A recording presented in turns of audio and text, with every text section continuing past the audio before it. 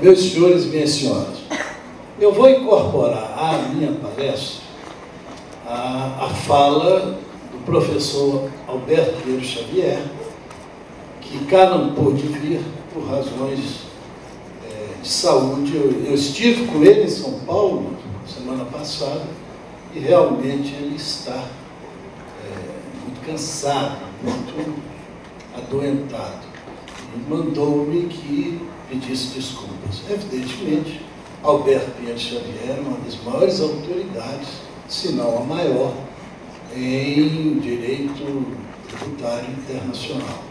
Mas, de qualquer modo, eu procurarei suprir a falta desse nosso grande mestre português de nascimento, brasileiro naturalizado, a sua palestra sobre se os tratados internacionais celebrados pelo Brasil podem ou não podem interferir em tributos da competência de Estados-membros da Federação e em tributos dos municípios que se localizam dentro destas unidades federativas. Porque a Federação, a União, afinal de contas, é a união dos estados da federação. É uma questão que diz respeito ao federalismo e, de uma certa maneira, está inserida no problema federal. Pois bem, para andarmos rapidamente e objetivamente, buscando o útil, porque o direito e o útil são a mesma coisa, eu devo dizer que o poder de fazer tratados na nossa Constituição é extremamente lacônico. Nós temos, no artigo 5º, a previsão de que os direitos e garantias expressas na Carta não excluem outros decorrentes dos princípios por elas adotadas e dos tratados internacionais, que a República Federativa do Brasil seja parte, e que os tratados e convenções internacionais sobre direitos humanos, que forem aprovados no Congresso Nacional em 2 turnos, por 3/5 dos votos dos respectivos membros, serão equivalentes a emendas constitucionais. Além disso, o artigo 49 diz que é da competência exclusiva do Congresso Nacional resolver definitivamente sobre tratados, acordos ou atos internacionais que acarretem encargos ou compromissos gravosos ao patrimônio nacional. E no artigo 84, diz que compete privativamente ao presidente da República celebrar tratados, convenções e atos internacionais sujeitos ao referendo do Congresso Nacional. Atanto se resume no plano constitucional o poder de fazer tratados no direito brasileiro. O CTN, que é um complemento da Constituição, porque a lei complementar complementa exatamente a Constituição e não outro ente legal qualquer. A lei complementar, no artigo 98, privilegia os tratados em matéria tributária. Dispõe: os tratados e as convenções internacionais revogam ou modificam a legislação tributária interna e serão observadas pelas que lhes sobrevêm. A bem dizer, não se trata de revogar a legislação interna, mas de recobri-la. Por exemplo, se nós tivermos um regime que cobra 15% sobre dividendos remetidos ao exterior, e Brasil e Suécia celebrarem um tratado prevendo uma alíquota de 10%, entre aquelas partes prevalece o tratado. Para outras partes, que não aquelas constantes do tratado, prevalece a legislação interna de 15%. Portanto, as duas ordens coexistem, a ordem jurídica nacional e a ordem jurídica dos tratados. Assim,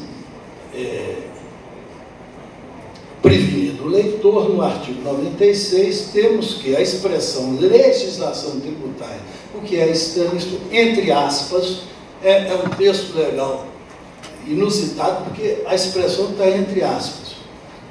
O artigo 96 do CTN diz: a expressão legislação tributária, entre aspas, compreende as leis, os tratados e as convenções internacionais e os decretos e as normas complementares. Assim faz, põe aspas, porque existem entes normativos que não são leis, como entes criados pelo Poder Legislativo, que representam o povo na feitura das leis. Mas porque são fortes em normatividade, tal o caso dos decretos regulamentares do ISS, do ICMS, do Imposto de Renda, a expressão legislação tributária, pelo conteúdo normativo, incorporou esses entes não legislativos ao universo compreendido por legislação tributária. Muito bem, essa pouca extensão do poder de fazer tratados na Constituição brasileira e na Lei Complementar Tributária levou o Supremo a determinadas perplexidades. A primeira perplexidade que assolou o Supremo Tribunal Federal foi: qual é o quórum de aprovação dos tratados e convenções pelo Congresso Nacional? Não temos norma constitucional ou de lei complementar dispondo sobre essa matéria. Segunda questão, que levou perplexidade ao Supremo: o presidente da República pode celebrar tratados sobre tributos da competência de estados e municípios? Vejam duas perplexidades muito grandes. O Supremo, no HC 72.131, Diário da Justiça, de 1 de 8 de 2003, sendo relator Moreira Alves, fixara o entendimento de turma que os tratados ingressam no ordenamento jurídico nacional tão somente por força de lei ordinária, seguindo tese já adotada na ADIM 1480, no Diário de Justiça de 18 de 5 de 2001, sendo relator Celso de Mello, que fixara o seguinte entendimento: não podem, em consequência, versar o tratado matéria posta sob reserva de lei complementar. Pronto. Mas, ao cabo, pergunto eu, onde na Constituição está escrito que o tratado internacional só pode dispor sobre matérias afetas ao legislador ordinário federal? É mera, importa dizer, restrição pretoriana. Restrição, embora dita por um grande jurista, que é Celso de Mello, e por outro não de menor grandeza, que é o Moreira Alves. Parece-me que o princípio que os guiou foi o princípio do processo legislativo democrático. Mesmo o processo legislativo democrático, porque os embargos infringentes não têm o selo do voto popular e, portanto, o regimento supremo está revogado esse jogo, no meu entendimento, no meu parco, insuficiente e pobre entendimento. O raciocínio era o seguinte: o processo democrático do Estado democrático de direito não admite que matéria de lei complementar seja ventilada em tratado internacional. Ora, os tratados internacionais não se limitam em matéria tributária a evitar a pluritributação sobre a renda e o capital, mas estendem-se a acordos comerciais bilaterais, plurilaterais e regionais, implicando o comprometimento dos entes federativos, como o Brasil, e necessariamente os impostos estaduais e municipais. Qualquer convenção internacional sobre telecomunicações ou sobre zonas de integração econômica, como o Mercosul, ou qualquer adesão do Brasil às diretivas da Organização Mundial do Comércio, evidentemente implica tributos da competência de estados e municípios.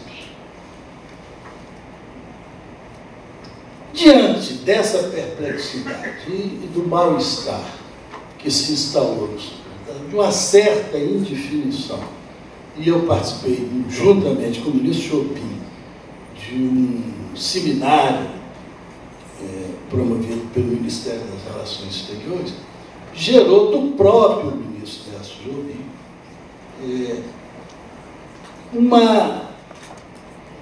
restou ao ministro Jobim a tarefa histórica de dar uma guinada na jurisprudência do Supremo Tribunal Federal, que persiste até hoje.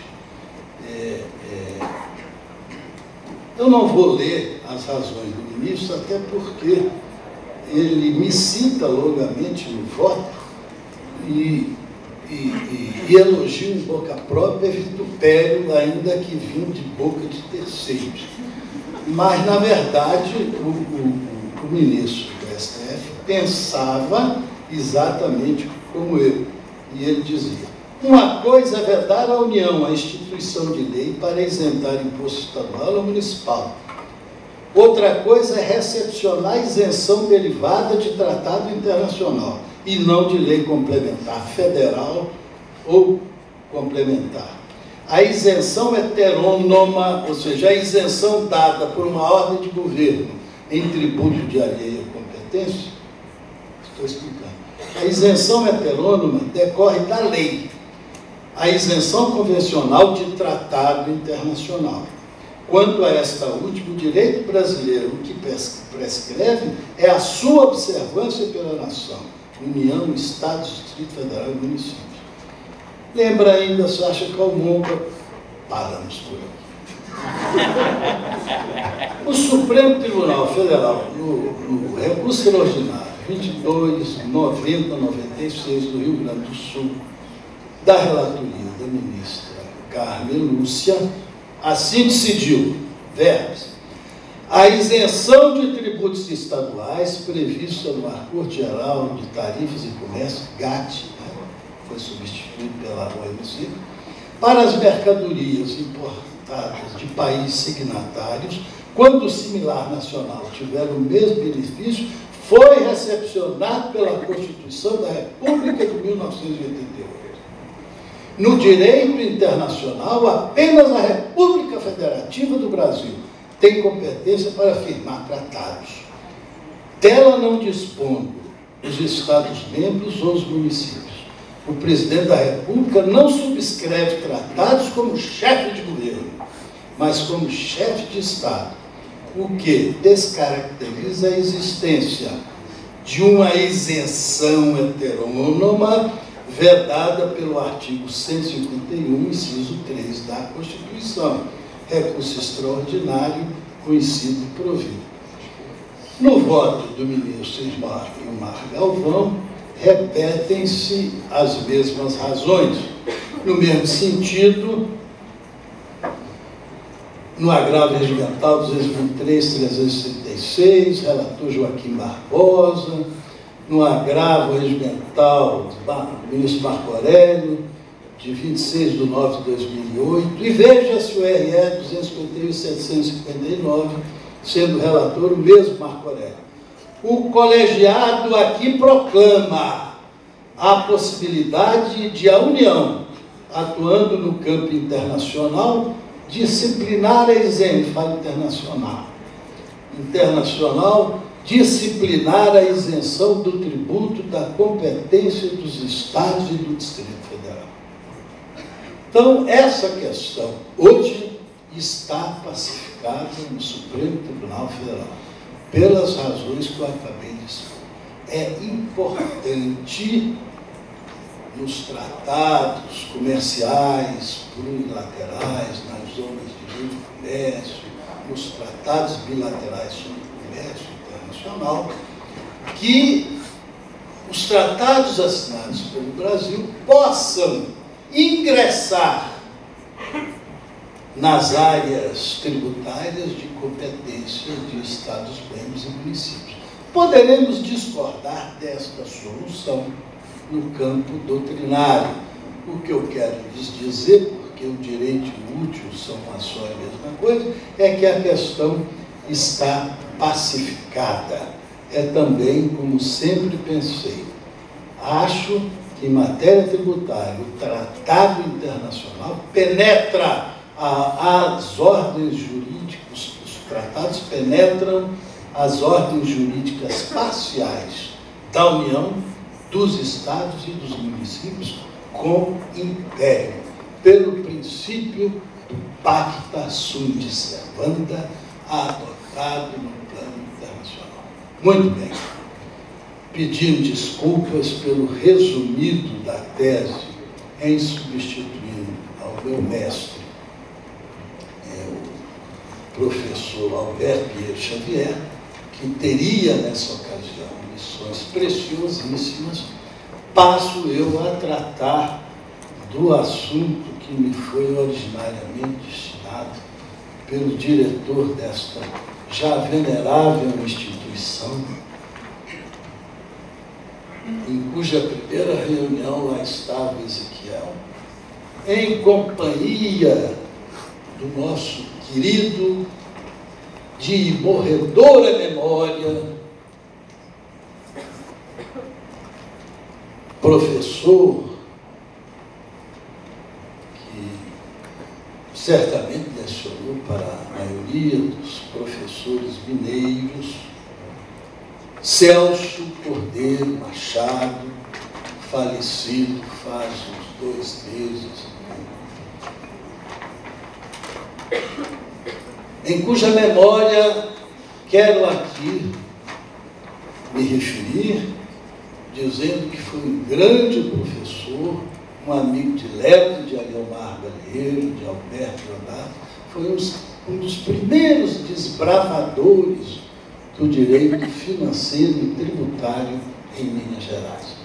Que não passe em Alpes, embora fosse desejo de sua família fazer da morte um ato de casa privada, não posso deixar de registrar o passamento do ilustre professor e tecer em suas homenagens essa nota de que foi um pioneiro e um grande estudioso do direito tributário. Isto posto, passemos ao assunto da lei complementar e, no fim, no limite, os conflitos para julgar questões nelas tratadas, se pelo Supremo ou se pelo Superior Tribunal de Justiça. Em primeiro lugar, o que é uma lei complementar? Uma lei complementar no sistema brasileiro, me parece que o nosso sistema é um dos únicos no mundo a contemplar esse ente legislativo.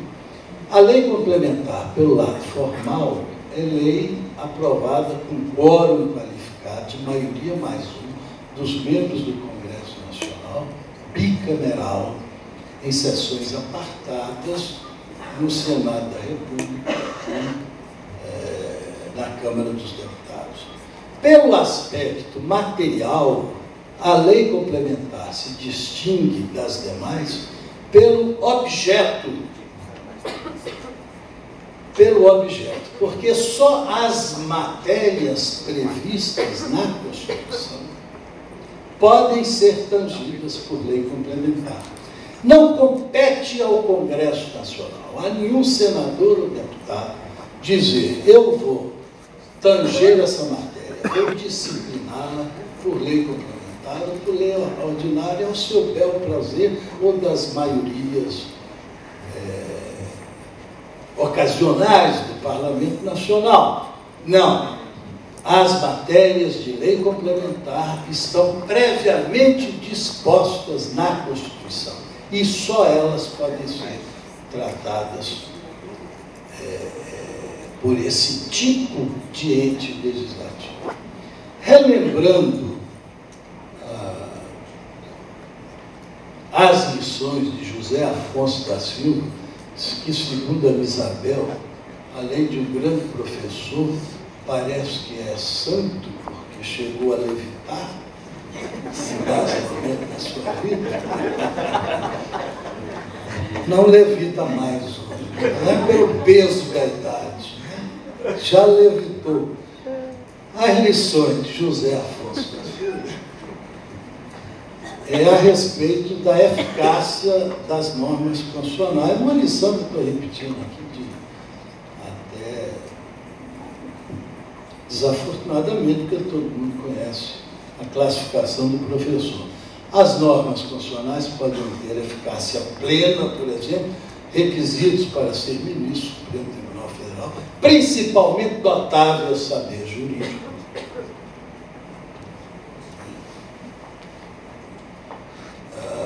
A cláusula federativa, dizendo que ela não pode, de forma, é uma cláusula pétrea. A federação simplesmente não pode ser dissolvida por um ato de vontade. E qualquer lei que tenda a perturbar a igualdade federativa, ela é, por si só, inconstitucional. Então, são dispositivos de eficácia plena. Ou então a maioridade atinge-se aos 21 anos de idade. A norma constitucional tem eficácia plena. Mas há dispositivos de eficácia limitada ou insuficiente. Os americanos chamavam a essas leis de not self-enforcing.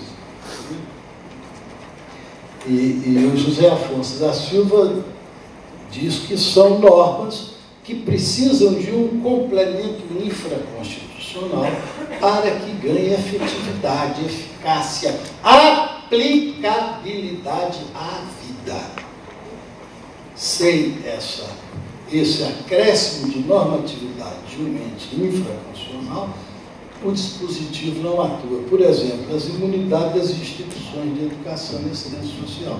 É necessário que exista uma lei complementar dispondo sobre os requisitos necessários que essas instituições devem ostentar para que gozem da imunidade constitucional, que é uma limitação ao poder de tributar, constitucionalmente qualificado. Portanto, aí também atua a lei complementar. É um dos momentos da sua atuação, uma das situações que a propositam a emissão de uma lei complementar. Assim como existem dispositivos de eficácia contida, deu-se isenção aos produtos industriais, imunidade aos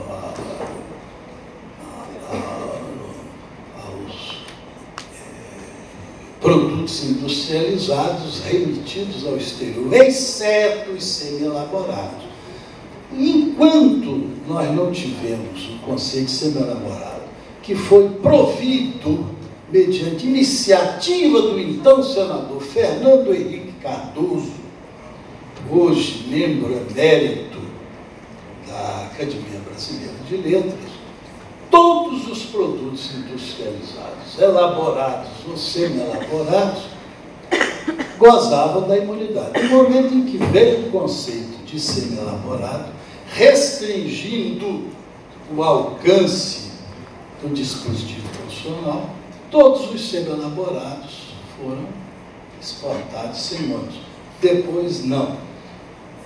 Finalmente, o então deputado José Serra, através de uma emenda de sua autoria, estendeu a imunidade às exportações, de um modo geral. Então, por serem os dispositivos constitucionais de eficácia contível ou limitada, aproposita-se a lei complementar.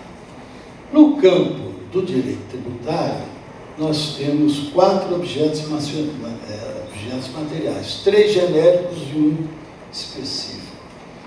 Os genéricos são objetos genéricos: regular limitações ao poder de tributar, que é uma das funções do Constituinte originário. Ele limita o poder de tributar, ele outorga o poder de tributar e, ao mesmo tempo, limita. E entrega ao legislador da lei complementar regular as suas limitações. O que ocorre quando na ordem jurídica se dão conflitos de competência, por exemplo? Recorre-se ao Poder Judiciário. Não. Dirimir conflitos de competência é um dos objetos materiais da lei complementar. É uma solução legislativa para evitar a judicialização, para resolver conflitos de competência, cujo berço, a competência tributária da União, Estados Unidos, o berço dessas competências é constitucional. No entanto, se entrega ao legislador constitucional o poder de dirimir, através de lei complementar, conflitos de competência. Emitir normas gerais de direito tributário aplicável às 3 ordens de governo: lançamento, conceito de obrigação, prescrição, decadência. Quer dizer, toda a estrutura da obrigação tributária foi entregue ao legislador complementar.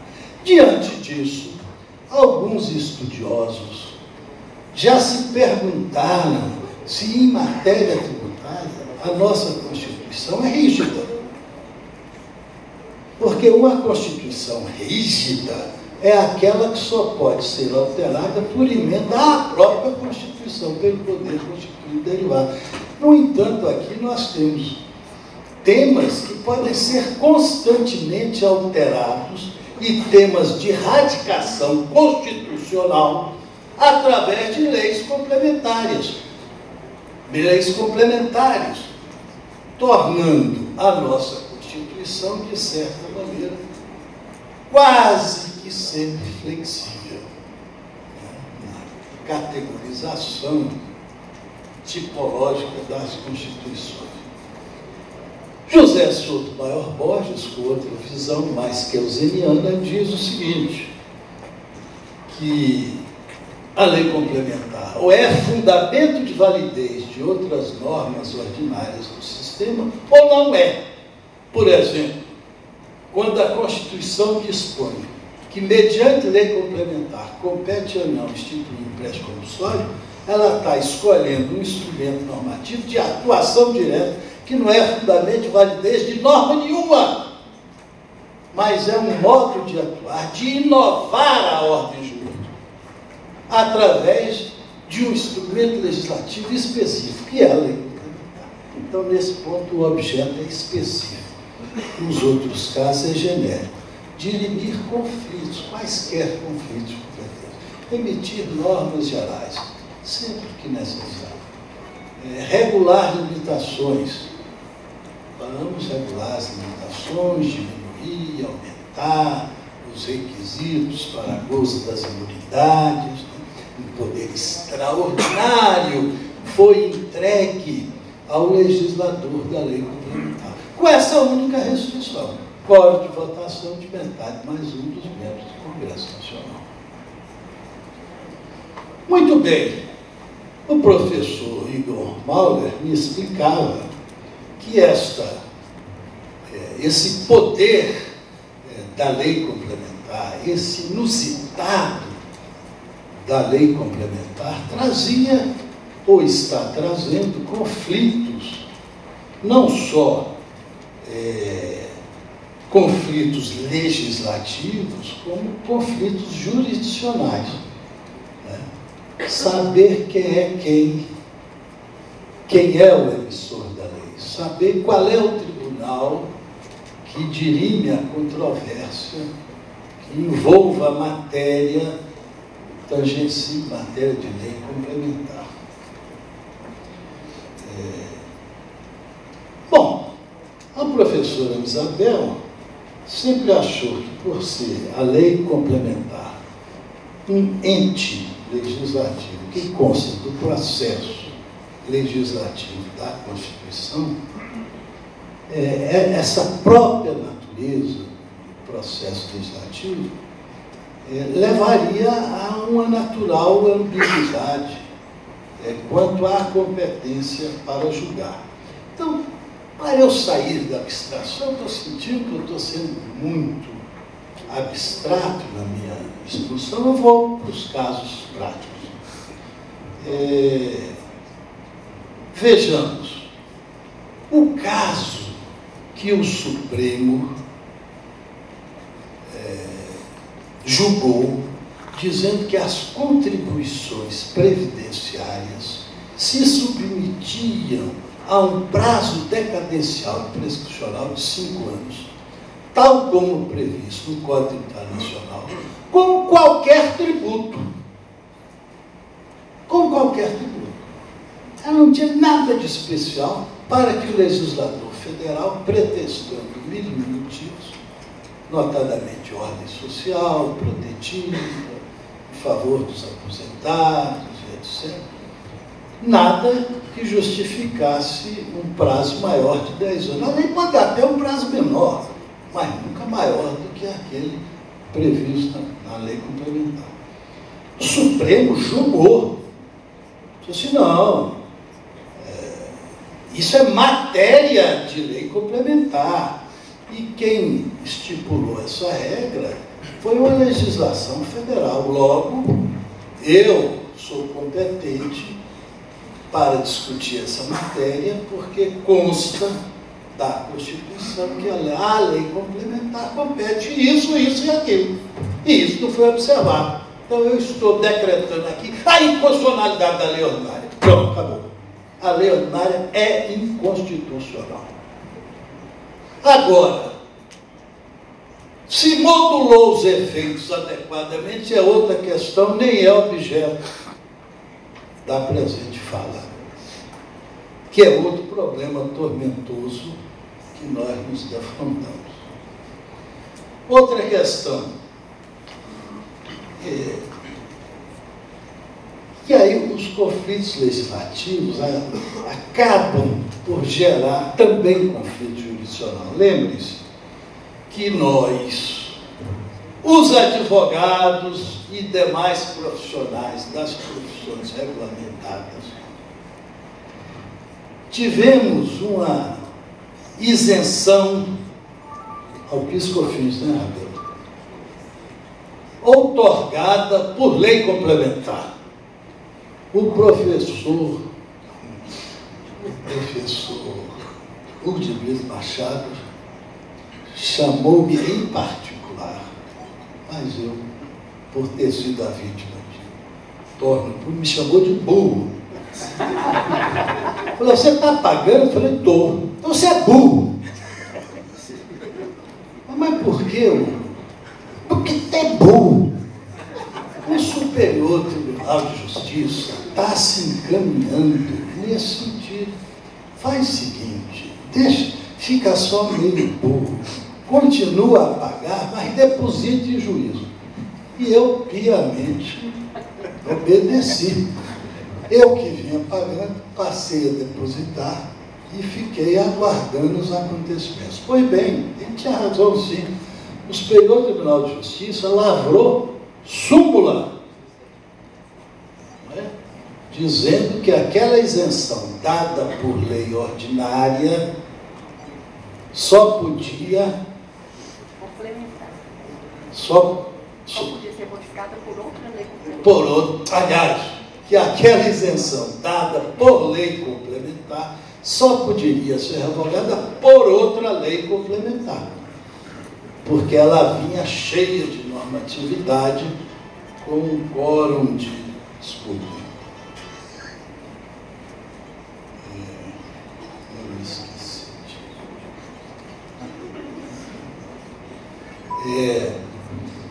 Porque ela estava plena de normatividade, ela tinha sido dada por metade mais um dos membros do Congresso Nacional. Então, um quórum de lei ordinária não poderia alterar o que disposto por lei complementar.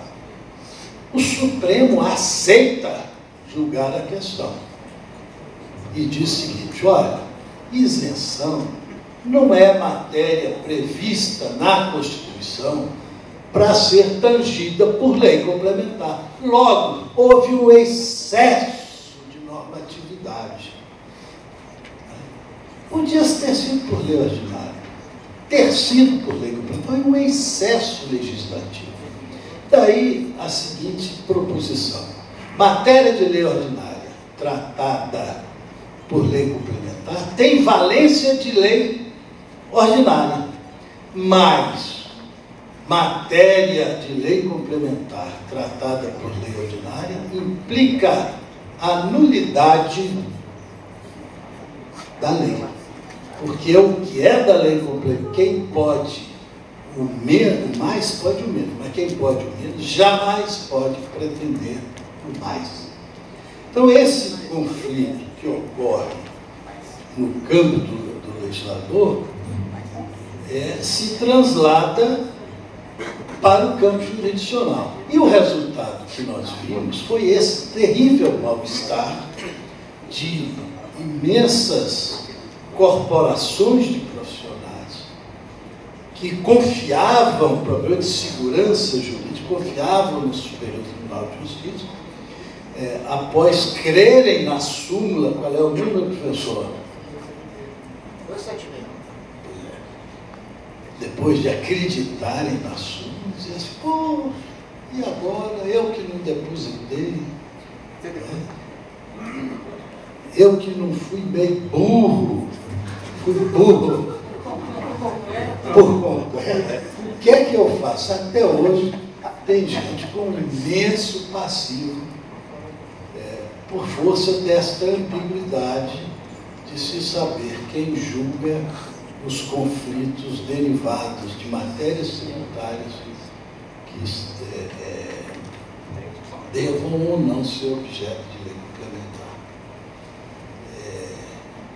E, em ambos os casos, o conflito legislativo levou a um conflito jurisdicional. Inútil a doutrina tracejar limites, e eu aqui não o farei. Talvez a professora Isabel, muito mais perita nesse assunto, possa fazê-lo, porque a ambiguidade é inata ao sistema. Quando uma Constituição delega não ao constituinte derivado, mas ao legislador infraconstitucional, de um instrumento infraconstitucional, que é a lei complementar, tratar de matérias que têm berço, nascedouro, fixação na Constituição, é natural que haja um conflito entre o tribunal que deve unificar o direito federal, que é o Superior Tribunal de Justiça, e o tribunal que afere a compatibilidade das leis com a Constituição, porque, afinal de contas, a matéria, no fundo mesmo, tem raiz constitucional. Então, pedindo desculpas ao professor Eduardo Maneira e ao Igor, seu fiel escudeiro, para atender, eu não sou capaz de dar uma solução efetiva. Me dispus, tangendo esse tema da lei complementar, a dizer que o assunto é mesmo abstruso, né? É tipo avestruz, né? Mas que que isso sirva de inspiração aos nossos queridos ouvintes, todos peritos, qualificados em matéria tributária, para estudarem esse assunto importantíssimo. A lei complementar não tem merecido maiores indagações da doutrina brasileira. E há muita gente fazendo trabalhos de doutorado, mestrado. Era hora de fazer ressurgir essa temática, ela é importantíssima nos seus efeitos práticos, porque o direito e o útil são uma só e mesma coisa. Antes de ser filosofia, é garantia de segurança, paz e liberdade de todas as comunidades humanas. Muito obrigado.